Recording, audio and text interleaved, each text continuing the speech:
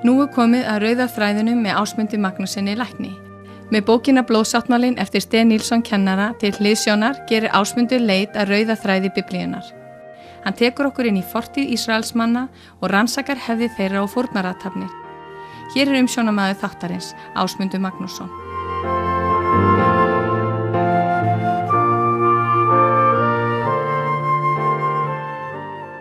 Já, komiði sæl. Við ætlum að líta núna á táknræna þýðingu, sjöarma ljósastikunar, skoðunabrauðan og reykilsisaltarinsins meðal annars.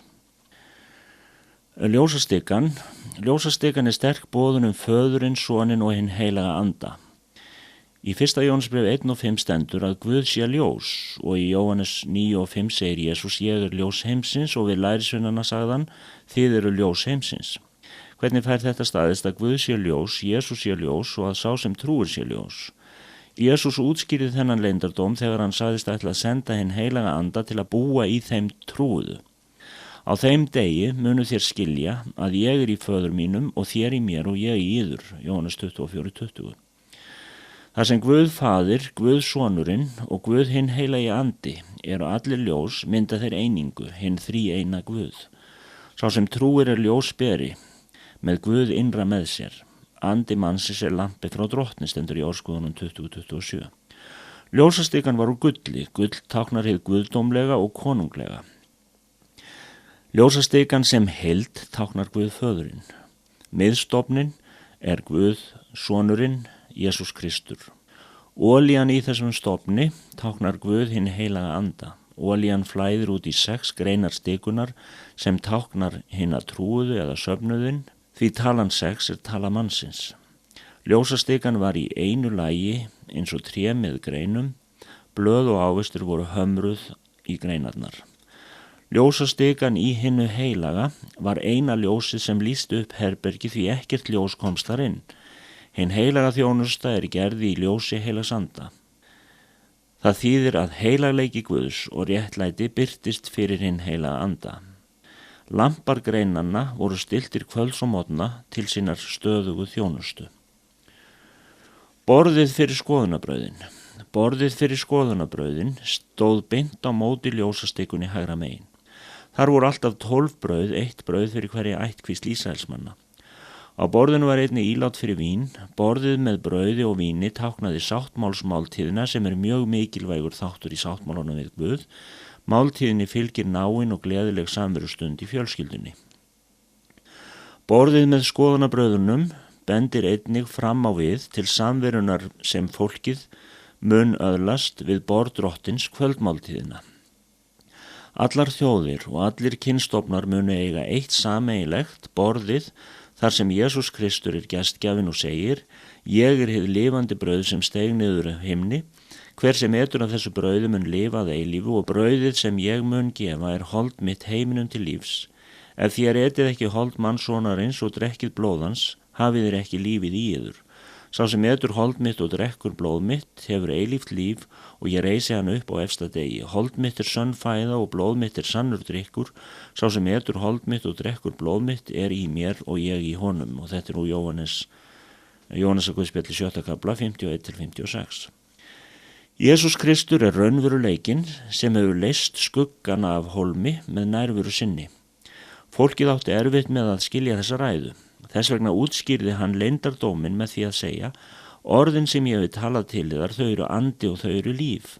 Samfélaginu haldið uppi í kærleika og hreinleika með því að ástunda stöðugt það sem máltíðin boðar. Svo oft sem þér etið þetta brauð og drekkið af bikarnum, boðið þér dauða drottins þangað til hann kemur. 1. Korinthbréf 11:26. Reykelsisaltarið var lagt gulli og horn þess táknkraftarins voru áföst altarinu. Þetta altari var framan við fortjaldið að hinnu allra helgasta. Við þetta altari var fólkið mjög nálægt Guði í dýrð sinni og veldi. Á hverju morgni og hverju kvöldi lagði presturinn brennandi kol á það og stráði reykelsi yfir, þá myndaðist ilmandi reykský sem fyllti herbergið.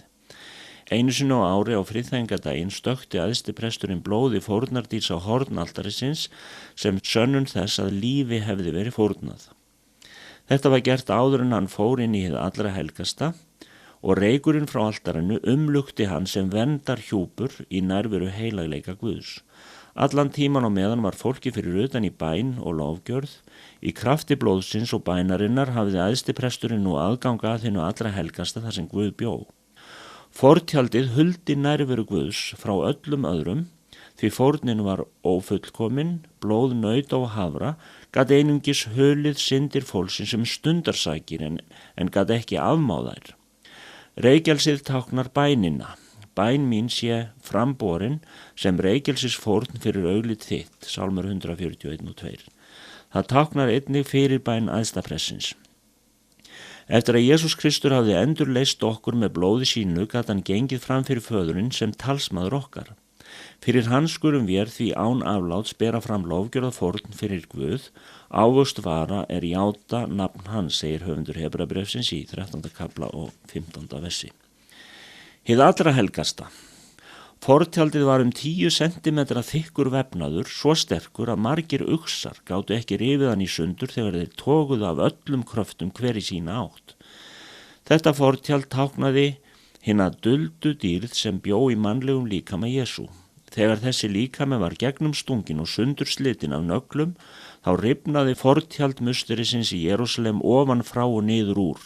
Hinn heilagi Guð opnaði leiðina til sín með blóði Jesú.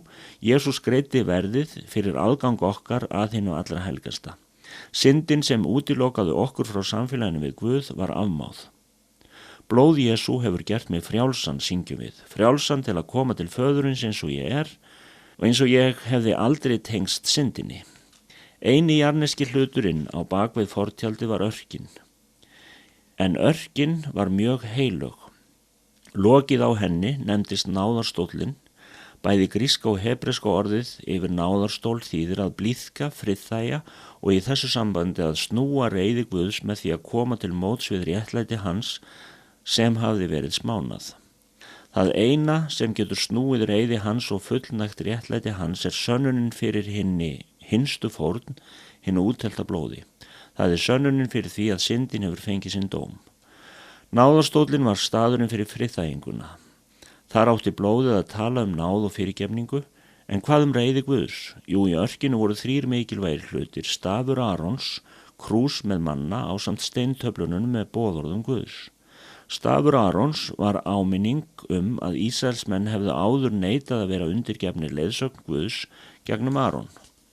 Mannað talaði fyrri neitun fólksins til að samþykja jarneska forsjá Guðs, hvað varðaði matinn, það möglaði, ásakaði og var fullt ágindar. Boðorðin 10. Myndu fólkið á mörg brot þess gegn þeim. Dag hvern var synd fólksins fyrir augum Guðs og laun syndarinnar dauði. Réttlæti verður að ríkja innan Guðs ríkis, hann getur ekki leyft uppreisn, reiði hans gegn syndinni varð að snúa frá til að friður og sameining gæti orðið. Á friðþægingadaginn átti því æðstipresturinn sem fulltrúi fólksins að ganga inn fyrir fortjaldið með blóð fórnarlambs og stökkva því á lok arkarinnar náðarstólinn.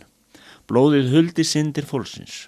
Þess vegna sá Guð ekki lengur synd mannsins, þess í stað sá hann blóðið sem talaði að líf hefði verið gefið til friðþægingar. Það var blóðið sem breytti dómstólnum í náðarstól. Fyrir Ísraelsmenn gilti þetta 1 ár fram í tíman. Já, í gamla sáttmálanum lét Guð blóð hafra og kálfa, hylja syndir fólksins til bráðabirgða, en í nýja sáttmálanum hefur blóð hins hreina Guðs lambs endanlega afmáð syndina sem útilokaði okkur frá samfélaginu við Guð. Í eitt skipti fyrir öll. Á þennan hátt hefur það gerst sem Jesús talaði við samvisku konuna að sá tími myndi koma að ekki væru bara heilug fjöll og heilagir staðir notaði til tilbeiðslu. Jesús sagði að sannir tilbeiðendur myndi tilbiðja föðurinn í anda og sannleik og það væri slíkt samband sem Guð vildi hafa við fólkið. Jóhannes 4:21. Trúað fólk skildi í framtíðin ekki þurfa að fara á neinn ákveðin stað til að biðja til Guðs, því að hann sem er í ykkur er stærri en musterið, stærri en helgisiðir. Hinn trúaði er sjálfur tjaldbúð heilags anda. Það hefur reynst nauðsynlegt að leggja áherslu á þennan sjálfsagða sannleika fagnaðarerindisins, því meira að segja, kristið fólk nú á dögum hefur tilhneigingu til að verða sér út heilaga staði sem það gætir með afbrýðisemi eins og þeir væru heilagri en samkomustaðir annarra trúaðra. En þann dag í dag leiðir það til trúarlegra ofsókna að fara út fyrir þessi heilugu musteri, það verður að halda í það sem er.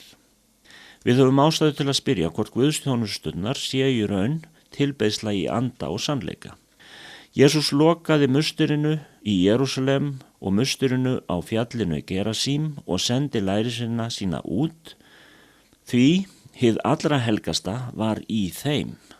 Þegar fortjaldið rifnaði í musteri í Jerúsalem varð hinn heilaga bygging að tómu húsi, safn frá liðnum tíma, samanber Hebreabréfið 8:13. Nú höfum við öðlast rétt til að koma fram fyrir föðurinn í Jesú nafni eins og við hefðum aldrei syndgað. Því Jesús Kristur fór inn í hið sanna musteri, ekki fór hann með blóð hafra og kálfa, heldur með eigið blóð, inn í hið heilaga í eitt skipti fyrir öll og aflaði eilífrar lausnar, segir í Hebreabréfinu 8:2 og 9:12. Og í næsta lestri þá munum við líta á tákn hinna ýmsu fórna í gamla sáttmálanum, skuggamynd hvers þær eru í nýja sáttmálanum. Og þá þakka ég fyrir í dag, Guð blessi ykkur. Ásmundur Magnússon læknir stjórnaði þættinum Rauði þráðurinn.